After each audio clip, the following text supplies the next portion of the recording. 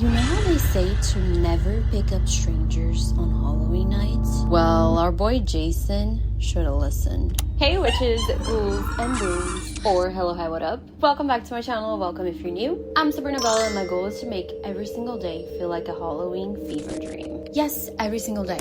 No comments on this wig, okay? I understand it doesn't look perfect. I am not the best at doing this, even though I love wigs. It's always been really difficult for me to put them on correctly. Does that make any sense? But yeah, I really love it. It makes me want to dye my hair pink. Don't forget to like, comment, subscribe if you haven't already, if you enjoy spooky things, because if you do, then this is a place for you. And now let's get into the story. So go ahead, turn off your lights, and stick around.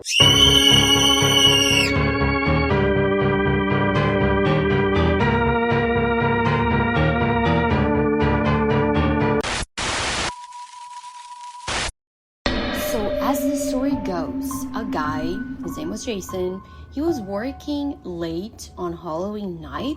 You know, he was a total normal guy, not into anything spooky, you know, or anything like that. But that night, he parked his car behind his office building, right next to the old cemetery.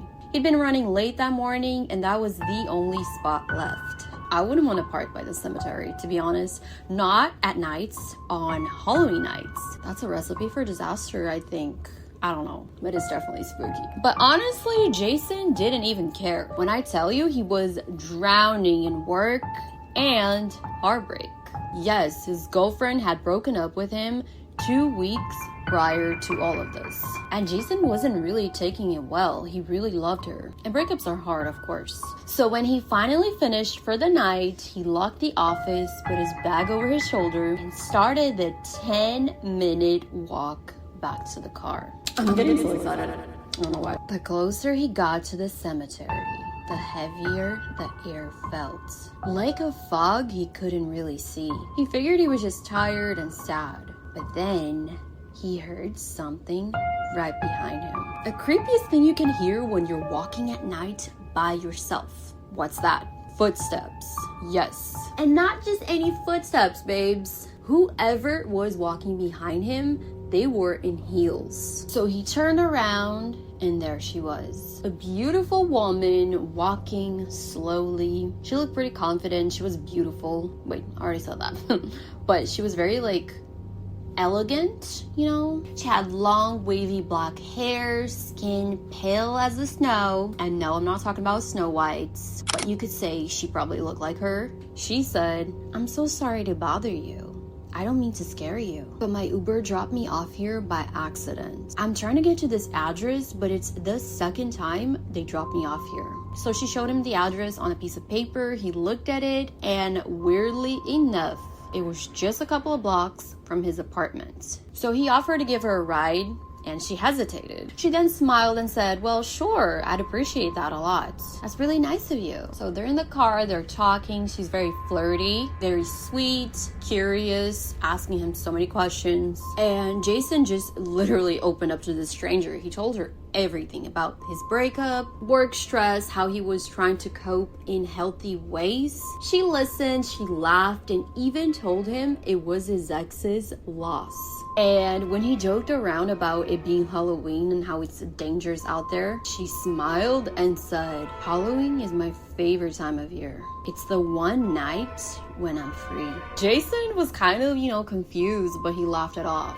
She then said, "Well, and by the way, you do not have bad taste in women. I mean, I'm pretty cute." She said that totally hitting on him, obviously. Do I even need to point this out? So she asked him to pull over and started kissing him. He was just surprised, but didn't really stop her. That is, of course, until she started biting. She was biting hard. He pulled back and said, What the hell? Stop."